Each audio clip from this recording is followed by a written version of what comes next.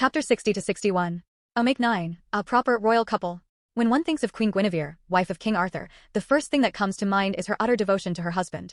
What many didn't know was to which extent this devotion extended and how this could develop through a genuine opening into a more affectionate relationship with her beloved ruler. And how greedy the queen could get with her expectations before this sort of approach. Before the public, they were as much of a loving couple one would expect from both, but the truth was somewhat more interesting. To be more specific, Arturia was someone that was clueless when it came to love. And while the disguised female was the one expected to start interactions, behind closed doors Guinevere was the one pampering her with love. Kisses, nibbling at her neck, and cuddling up with her while poking at her belly, her abs being the target of quite the obsessive caressing, and so on. And that was ignoring how lecherous their private times tended to be. There was a reason why Rhea was never the one to take the lead in those instances, specifically because Guinevere had the free time to think, plan and explore each other's bodies to an accurate pleasure-driven precision. Sweaty nights were filled with moans from both, making Rhea glad that the bedroom was soundproof by runes. The way her beloved wife moved with her, the way she worshipped every corner of her muscular frame had Arturia shivering in pure bliss. She knew that it was right for a king to be pleasured by her queen so earnestly, but even the clueless blonde knew Guinevere was just a level of lust beyond the norms.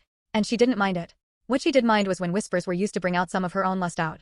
Rhea wasn't without kinks, and her queen knew which one was the driving arousal factor. "Do you miss his cock, my king?" The brunette hummed mirthfully, her warm breath resting on her shoulder while her right hand teased the wet slit that craved for that form of attention. To be pounded like a proper girl, to be treated as a wife yourself and, who knows, perhaps you wish you were bred by that too? Rhea was not that extreme with her thoughts normally, but the way Guinevere just let go of her restraints when it came to that sort of dirty talking had her groaning in desire before her hypothetical scenario. She could just imagine it. One day she just snapped, marched to Londinium, demanded a duel from Joseph, beat him and then urged as reward a child. The mere thought of that forceful brawl which she could lose and still get fucked for had her pussy grow wetter than any usual masturbation session. Her wife knew it, with Guinevere smiling eye to eye in delight, her other hand grasping one of her now bigger breasts. The fatter chest was not as hideous as she imagined it to be. Sure, back pain was now an issue to watch herself from, but her tits were also better in giving her pleasure now more than before. And the way the brunette kneaded and suckled at those like a newborn had the blonde outright surrendered at the feeling. Speaking of large breasts, Guinevere's bosom had enlarged due to the pregnancy, and the milk she produced had Rhea somewhat intrigued by the taste of the liquid. She knew it was wrong to a degree to do this, but there was just something nostalgically good about doing that.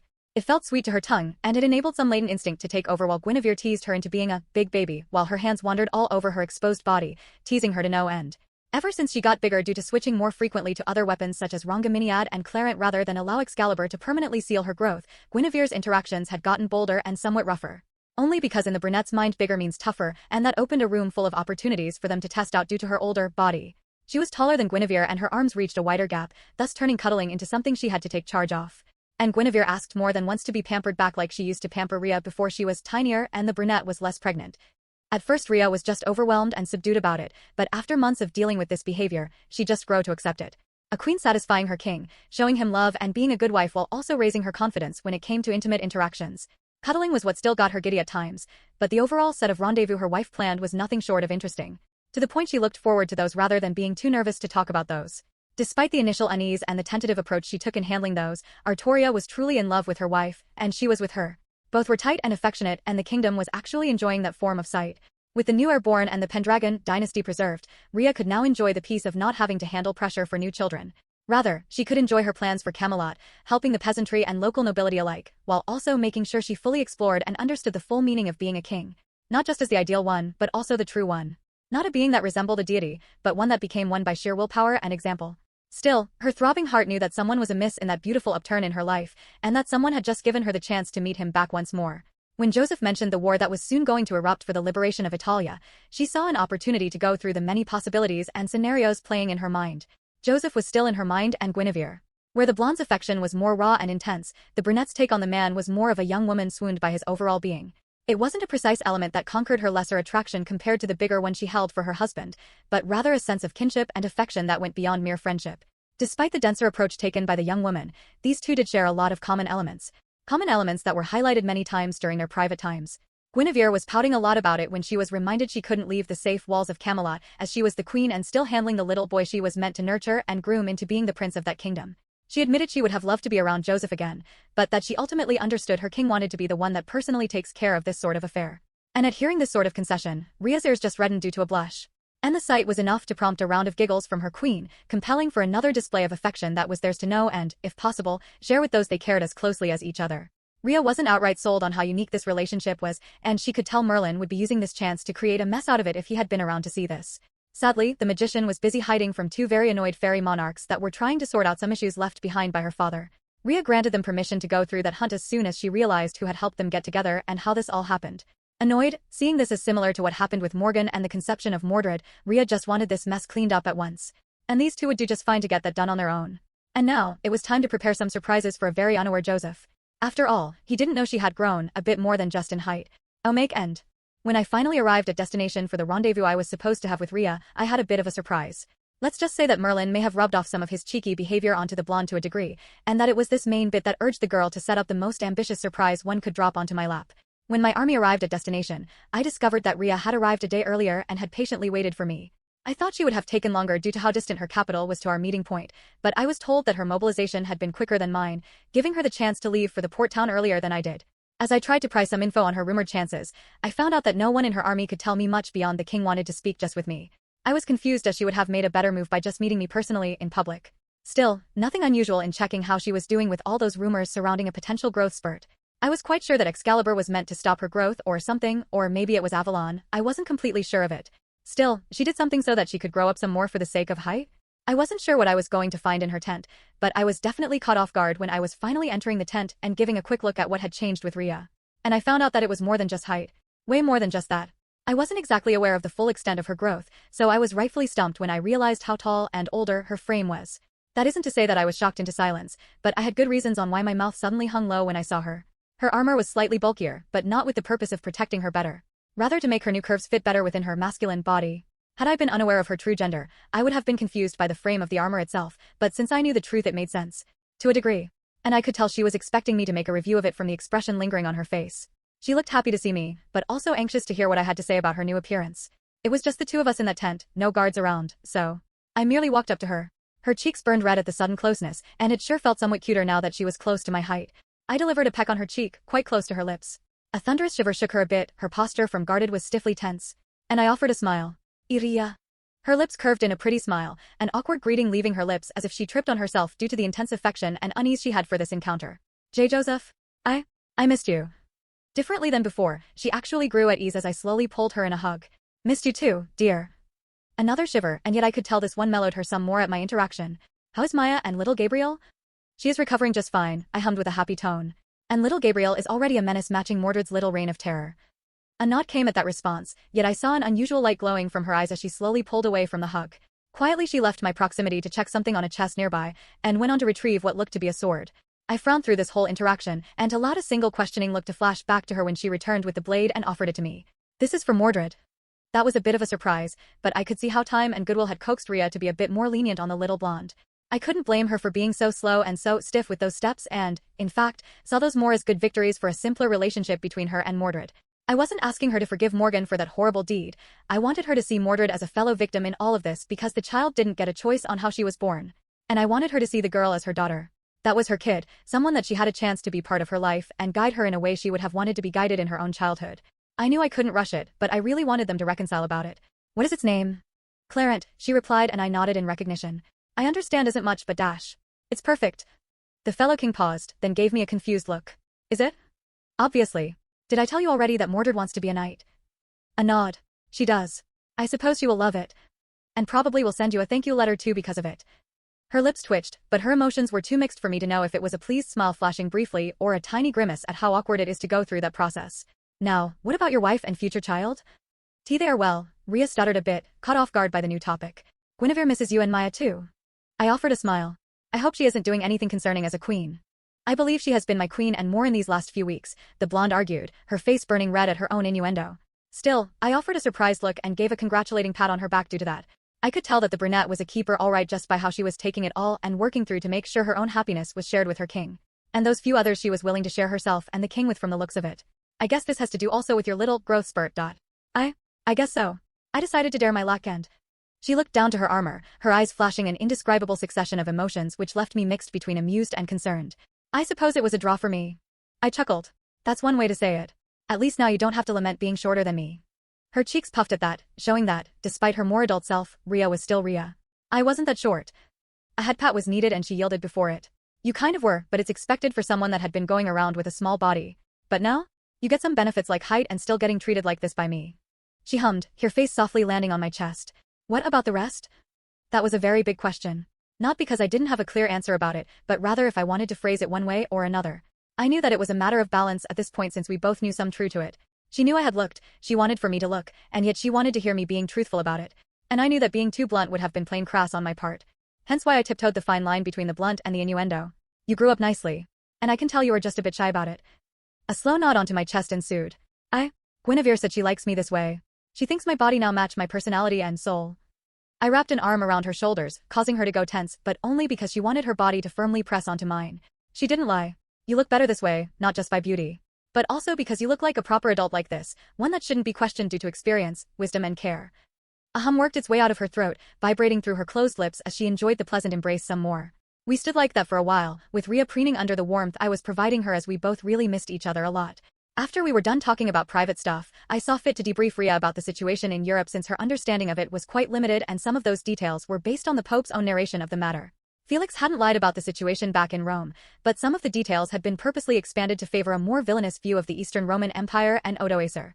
The latter was a jerk, but he wasn't actively murdering his own citizens, yet there had been news of flights from Italia into Gallia to seek asylum from proscription lists published by the King of Italy. The ensuing few hours were spent sharing details on each other's armies, the understanding of my experience in mainland Europe, what to expect and worry about during battles, and general points to follow with the other kings. Rhea was completely engrossed by this whole matter, and we were sitting by the small bed she had in the tent while talking, nothing crazy unfolding within the interaction. After all, we both knew that it wouldn't be proper to do anything right now and it would also lead to some unpleasant risks we both weren't willing to take. There was so much to discuss that we both ended up staying at the tent even as the sky grew darker. Ultimately she offered and I accepted to sleep in her tent, expecting this to be somewhat of a tame interaction since she didn't seem to have grown her confidence that much. The trip would prove me I was wrong on 1 or 2 occasions. Maybe more. I want to say that the ensuing night was particularly tame as the early hours had been, but that would be a lie. A big lie at that. When Rhea mentioned that she had much to show and tell later that night, I didn't expect her to be as bold as she was right now. I mean, I didn't exactly expect her to walk up to my bed, nude and quite proud of it as she showed off her new sizes, and asked me if she could warm up my bed. And by that, she meant her lying over me, with her pussy rubbing against my mouth while her mouth worked my shaft. It wasn't that I didn't see her being able to pull this sort of foreplay, but rather her having the boldness to be the one asking for it. It was the way she went with it, so confident and yet so nervous, that made the entire exchange so delicious for both. Looking back at her early approach at sex when I took her first time, I could tell that she learned through some secret sex ed classes by Guinevere. The young woman had received the foursome so positively that it felt just right from her to pep talk her own husband to be into this kind of interactions. And with how long it's been, her new body and how hormonal some women would get during pregnancies, I guess Guinevere had the time of her life with her inexperienced and definitely sexy cute king. I was quite having a blast myself, and I could see Rhea was utterly intrigued by the overall situation from the way she licked so eagerly at my cock. At least, in an effort to my own enthusiasm.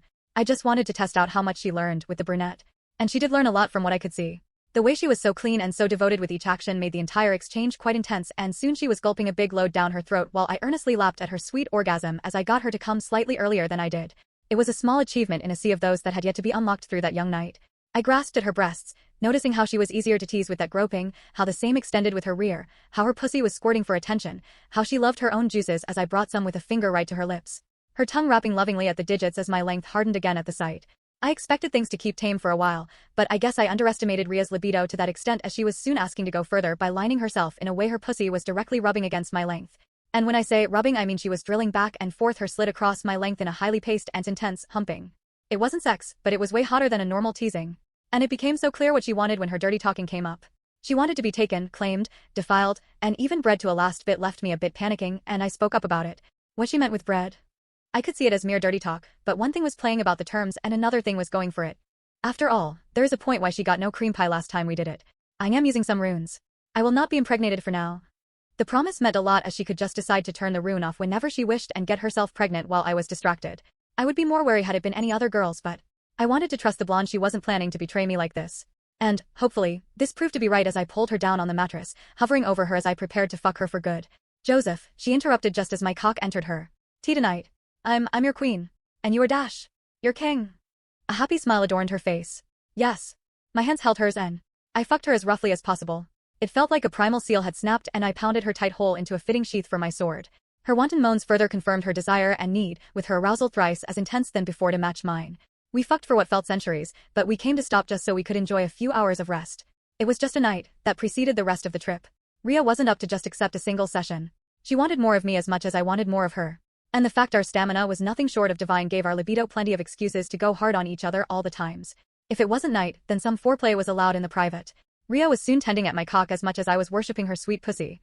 The time spent moving from Britain to Gallia and then down to the border with Italia was sure intense. No one noticed, no one knew, it was a secret between us and our wives. And Ria admitted to have added quite the details to her letters. Guinevere had wanted to know how lewd things would have gotten. And from the way she put it, the brunette was quite frustrated on not being there and worship us both. It was amusing, but it sure promised for more fun time the next time Maya and I visited them. It was a plan for the future, but for now we had a war to deal with. After a particularly intense trip, our combined armies quickly moved southward and reunited with the rest of the rallied forces for the planned liberation campaign. Everyone was a bit surprised with Arturia's presence for this operation, and while there were some doubts of her capacity in combat, the Pope seemed keen to give her trust in showing them he was worthy of standing before other kings. I knew she did, Ria knew she did, but one thing was knowing and other was proving through a war. And what better chance than doing so against someone like Odoacer? With the military dispatched and ready to shred into his forces, some precautions were taken to break into the Alps. It wasn't winter yet, but what in modern times is known Piedmont was renowned to be one of the coldest regions in the peninsula. Hannibal had gone through it to invade Italy, suffering heavily because of the weather. I had never visited it myself since my grandparents came from the deep Italian south and would never venture that deep into northern Italy.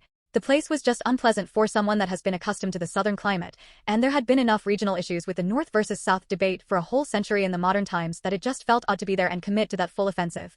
Still, that didn't prevent me to play it safe and have some form of equipment ready for the occasion. Heavy clothes were nothing new in this era, but produced en masse and given to all soldiers meant that none was going to suffer the weather as horribly as they would have without the proper clothes. I knew this wasn't Russia and the climate was more tame here, but, at the same time, these people weren't hardened by the cold as some had been with the First French Empire and Nazi Germany when they fought against the bear. And attrition here was quite deadly due to that. A declaration of war was sent just as we crossed the border. While some may see this affair as disingenuous and unfair on Odoacer, I remarked that the man was not worthy of fairness and that I would prefer to be slightly unfair on a monster rather than explain to some widows why their man got killed by easily avoidable ambushes. The Alps were the first obstacle, and one that Odoacer was unable to exploit to weaken our armies as we crossed those just in time to engage in first contact right by Aosta, modern-day Asti, a small garrison. Once shattered and their defensive positions taken, it was agreed to wait and allow their first response group to clash in those favorable positions. The Second Battle of Aosta was definitely more vicious than the first one and held a greater importance on the next step of the war. The tribe of the Aurelii assembled by Odoacer attempted to repel us from the region, but the presence of heavy artillery and flying balloons dropping bombs upon our enemies easily shredded into their lines before a serious skirmish could have happened. With the door open in less than a week in the campaign, the next objective was divided in 5 points. The Suebi and the Gallians would force a spearhead through Arturia, modern-day Tuscany, and take care of about half the defensive army trying to push us out, while Clovis and I aimed for Mediolanum, modern-day Milan, and Brixia, MD Brescia, to secure the fertile lands that Italy owned in the area. Ria had actually a tough task in the form of invading modern-day Switzerland. It was a test of faith and one I knew would take a while to accomplish. She got the subjugation accomplished just a day after we were all done securing the rest of the objectives. Everyone was expecting more, which saw the Pope praising her some more due to it. But I had known from the very moment the task was handed to her that Ria had it in her bag. Why? Wales wasn't exactly just hills and so wasn't Ireland. It wasn't the first time she handled that sort of terrain during war and her experience proven beneficial in also winning over the local nobles' favor to listen to good sense rather than empty threats from Odoacer. With the north captured, what was left to do was reign upon the central regions and capture Rome. I had thought about Odoacer trying to relocate in the south and follow the same strategy used by the last emperors of Western Rome to just shift the capital elsewhere, but that idea was thrown out of the way when we arrived at Interamna, modern-day Terni, the crossroad which would allow us to assault Rome with a pincer assault once captured, and found out through the forward scouts that Odoacer was in charge of a massive army sitting right by the border between Umbria and Latium. It wasn't just tribes that had unified under him in Italy, but also Vandals that had been recruited for the occasion. Compared to our formidable 50,000 troops which we had amassed for the occasion, Odoacer had twice that number and many troubles keeping them compact from what early reports established. Valia didn't even hesitate to deliver messages to the navy together with Ricaire to assault any Vandal-owned convoy. Due to the large commitment before us, it was clear we were now at war and that the Suebian prince would have his chance to get his little plan of conquering part of northwest Africa for himself. I would have preferred for this conflict to not come down to this, but I knew words wouldn't matter now that Odoacer had thrown his best at us. This would have been the battle to shred that usurper and for the country to be fully liberated with his passing. While we were outnumbered, that didn't mean we didn't have the most advantages. More balloons were employed. We had a considerable amount of artillery at our disposal compared to previous skirmishes due to how extensive the land was on our side. It definitely helped that between us and the approaching force was the principal tributary of the Tiberias River, modern-day Tevere, the Nar, modern-day Nera. It wasn't a big river, but it was enough of a natural obstacle to slow down any passage made through it. The plan of attack was simple. At first there would have been provocative attacks to annoy the troops, then, as Odoacer was warmed up and pissed just enough to throw his numbers at us, we would set up our armies in a defensive position while artillery and archers rained hell upon them. Finally, use the combined cavalry to shred into what was left and either capture or kill the main commander. The first step was easier to accomplish than expected. Odoacer was nervous. He knew that we were so close to break into his lines and he had little chance to outsmart our current disposition. So, when we started to throw careful shots at his own troops and ignore the Vandals, he got quite furious with the overall situation. He ordered a full assault, expecting for the melee to see him the victor somehow, and yet his eagerness was burned away as easily as it came to him. Gore between blood and other bodily pieces unfolded, a massacre but nothing that really was new to any of us. To Odoacer, which had only heard reports from traumatized scouts or surviving soldiers. He looked quite white and green before this butchering. Once the balloons were over his head, more bombs rained upon the ranged troops which had expected to be the safest in that nightmare. With the ranks breaking and a bloody river being opened for our forces to rush through, the heavy cavalry rushed through, spears at ready to impale as many foes as possible. And it was a true bloodbath. So many screams, so much horror. This kind of war wasn't the one Odoacer or any other barbarian that had tried to exploit the Roman legacy had ever experienced. And it was there that a shocked Odoacer met his end as a spear stabbed into his skull and trailed his body around for all to see. Their king was dead, their commanders were dying, their friends and brothers decimated by the explosive retribution. This, as the church would then report once Rome was fully reconquered, was divine retribution for their sins. The Battle of Interamna was the final piece for the campaign. It wasn't the closure of the war was a small force was dispatched to then take care of the small resistance group in Sicily, Sardinia and Corsica, while Ricaire was allowed to personally take care of the Vandals by using Sicily itself as a springboard to rush into the coast once owned by Carthage. The worst of the war was over and Rome was once again under the papal control. Or so we all thought, considering that was pretty much the plan for this whole campaign. After the Pope was allowed to return to his palace, we were all convened to speak to his court, and the news he bestowed were nothing short of earth-shaking. I greet and praise you 5, children of the faith and believer of the one true God, bringers of order and peace, protectors of the innocent and the weak, savior of the Christendom and all those that seeks hope in these trying times. He spoke with incredible formality, and while at first our attention was aimed at his holiness, we all noticed the 5 servants approaching with 5 crowns on pillows. Each was the circular gold one, not the pompous hat-like ones. And I had a feeling I knew where this was going, just like some of the others. Here are the symbols of your new honor. Of your rightful reward for the faithful duty you upheld as Christian kings, crusaders of a bright new era and founders of a new Roman organization.